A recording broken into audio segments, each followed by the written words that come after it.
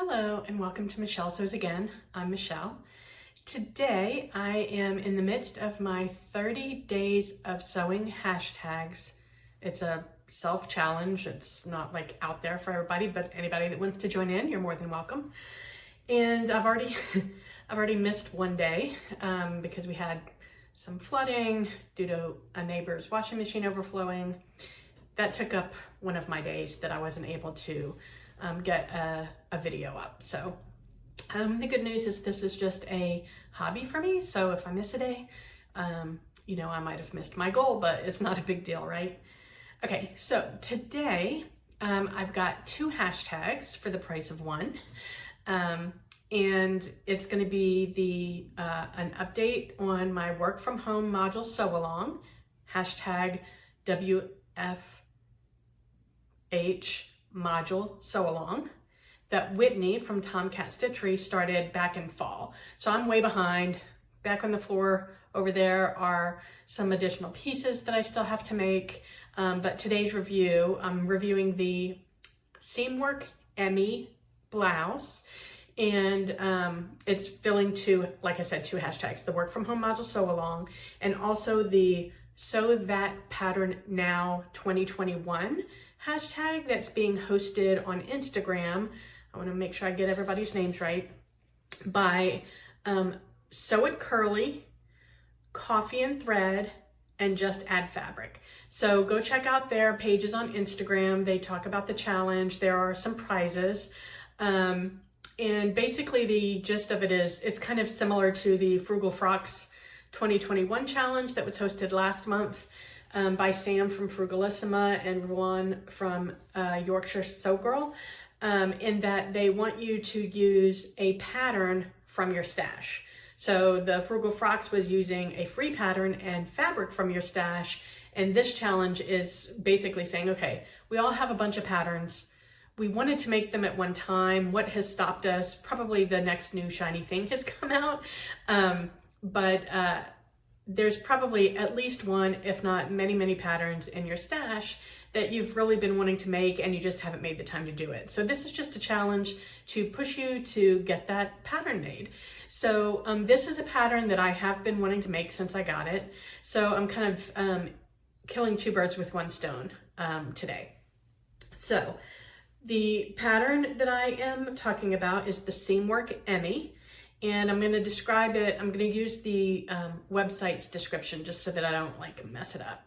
So it says, Emmie is a modern take on the peasant top trend. While it's simple enough to sew in an afternoon, you'll learn some helpful new construction tips along the way. I can attest to that as a beginner. For moderate to advanced people, maybe not, but for beginners, definitely. The unique notch neckline is elasticized and finished with 4 hook and eyes at the center front. You want to pick a lightweight, flowy fabric, and possibly if you have any trim in your stash, there is an optional ribbon or cording tie. Okay, so I didn't do the optional tie.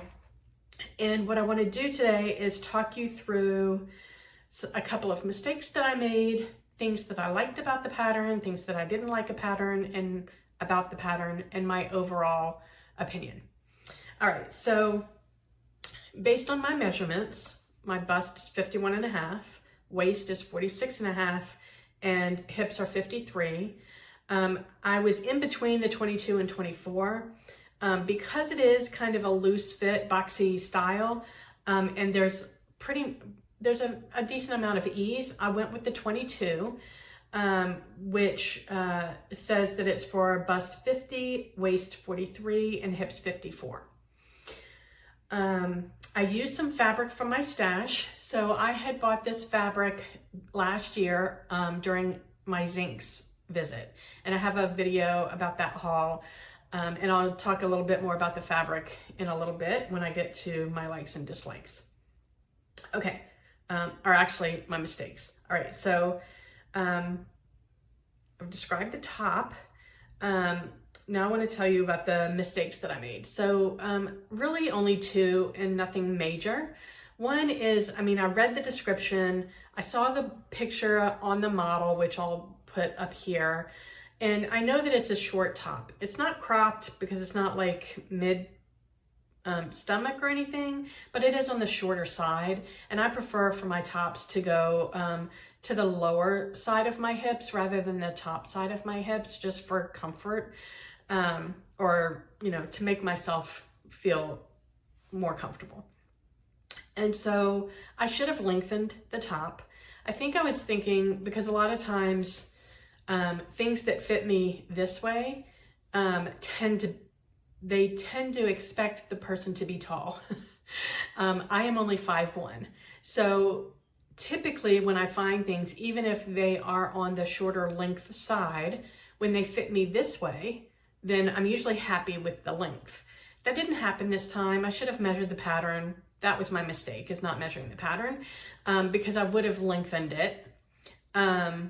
And now that I have made it and I've already hemmed it, I mean, theoretically, I could take the hem out and add maybe a panel of something. I'm probably not going to do that, just because my next mistake, I don't know, is it really a mistake? I don't love the fabric for this top. I do love the print. It's let me see if I can show you. It's a very small orange and white check. So from a pattern perspective, it's pretty, but it's very thin and sheer. So you can see here, you can see the facing through it, and I'm wearing a tank top underneath it because of the length, just so that something covers my belly. So I just think the fabric is too sheer for my liking in this shirt. So that's the main reason. I still think it's pretty fabric. I don't know what I would use it for because of the sheerness. Maybe I would double it up, like, and make a tank top out of it. I don't know. We'll see. So those are my two minor mistakes. Nothing that can't be resolved in the future. From what I liked about this pattern, I am very impressed with myself. You guys are probably gonna be like, that's easy. For me, I was impressed with myself. I was able to line up the hook and eyes. There's 4 hook and eyes down the placket, and they're lined up perfectly. There's no puckering, there's no gaps. Those X's are my my marking pen. This will come out when hopefully this will come out when I wash it. I just haven't washed it yet. But yeah, I was really happy with how well I lined up the hook and eyes. For my first time, like, I've done single hook and eyes, which are no big deal, but to line up 4 of them and have them like lay so flat, I was very happy with that. The other thing that I liked about this pattern is the elastic in the neckline. I just think that's such a cool, like, it's a different, interesting design detail that I haven't really seen before, especially in this split neck style. So I really like that. The sleeves, I really like the way that they had you put the sleeves in. So they have you do the gathers, you know, the 3 rows of basting stitches to do the gathers to ease it in, but you put the sleeves in before you sew up the side seams. So you're fitting the sleeve when the garment is still flat and open, if that makes sense. And I found that to be so much easier than trying to ease it in once after the side seam is sewn and you're easing the whole circle in. This way you're going from the one side seam to the other this way and just easing in the cap. I found that to be such a much easier way to put a sleeve in. So I did like that a lot. The other thing that I liked about this was the facing was really easy to assemble and sew into the garment. I've struggled with facings before. I don't know if it's when the collar or the neckline is completely round and connected. Maybe the fact that this is a split neck made it easier. I don't know. But the facing pieces, these pieces, were like, this piece and this is all one piece. And there's 2 of them, obviously, for the right and the left. And then there's one smaller piece for the back facing. And they obviously connected at the shoulders. and then you serge the edges so there's no hemming of the inside of the facing, and then you sew it into the garment, and then you top stitch it down. So it was really easy to put the facing in, which I really liked. In terms of putting in the elastic in the neckline, it was easy. It was just kind of a pain, if that makes sense. It wasn't confusing. It was just, you had to make sure you got, so basically after you top stitch the facing in, then you put another row of stitches in from the shoulder seam to about an inch before the front seam.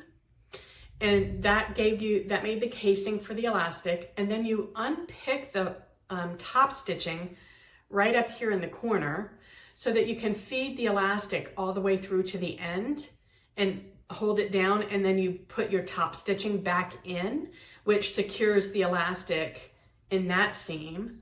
And then you stitch in the ditch on the other end, and that puts the elastic in the casing. The first thing that I don't know if I didn't like it or it's a negative impression on the instructions. This is the only part of the instructions that I thought were faulty. And that was the length of the elastic that it recommended for the size shirt that I was sewing. So I looked at the chart, I looked at the size shirt I was sewing, I read the inches for the elastic, and that's what I cut out for both sides. And it was too long. I mean, if I had left it as is from the shoulder seam to the front, it would have been like this. There would have been no cinching, no puckering, no like gathering. So it would have been like, what's the point of the elastic if it doesn't do this, right? So I had to pull, I don't know, 1.5 inches, maybe 2 inches back this way before I did the stitch in the ditch so that I could get the puckering. That's my only negative comment on the instructions. The instructions were super clear throughout the entire pattern. Let's see. All right, so as far as a dislike, there was really only one dislike in the pattern, and I'll put the line drawing of the sleeve up here. It has, I don't know what you call it. I'm calling it like a tulip shape edge at the bottom of the sleeve, like where the cuff is. And I think it's because they want the hem, like it's lower here than it is on the top, but it's not so obvious that it's worth the added aggravation of hemming the sleeve, if that makes sense. So because of the odd curves in the sleeve, the cuff side, it made it very difficult to get a nice clean press to do the hem on the sleeve. I mean, I eventually got there. It wasn't that big of a deal. It's just, I don't feel like the design element is obvious enough, and maybe it's the fabric I'm using, I don't know, because this is just a cheap, it's some kind of polyester, I'm sure. Maybe it's the fabric, but I don't feel like the design element was worth the aggravation of hemming the sleeve. That's just me. Other than that, I felt like the size actually ended up being perfect for me. It fits me exactly how I like tops to fit. The length, like I said, is too short, but that's a personal preference issue. Yeah, I mean, here, let me step back and show you. So this is the top. Like I said, it's a little short for my liking, so I have a tank top underneath that kind of drops a little bit lower. This is where I would prefer for it to hit me, like right at the tops of my thighs. But other than that, I'm happy with it. I think this will probably end up being a wearable toile rather than something that I'm gonna wear. And I made it in an afternoon, so it's not like it took me forever. But I do like the style, so I do feel like I will wear it again. Or, I'm sorry, make it again. Yeah, so I think that's it. I'm gonna keep doing some sewing and bring you some more reviews, and I think that's about all I have today. I hope to see you tomorrow. If you have not subscribed yet, I would very much appreciate it if you did. If you have subscribed, thank you so much and welcome back. And if you liked this video, if you liked what I had to say about the seamworkemmie, then give me a thumbs up, and I will see you here tomorrow. Bye.